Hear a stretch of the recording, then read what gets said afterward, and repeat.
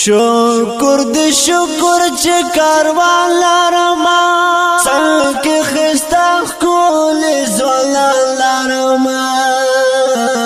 سوک دی مړ شوی سو ژوند دی شکر دغه نډخ کول مشال لرما مشال لرما شکر دی شکر چې کاروان لرما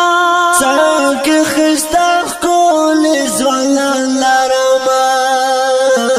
سوک دی مړ شوی سو ژوند دی شکر دغه نډخ کول مشال لرما مشال لرما شما قربان عبدالسلام حاجینا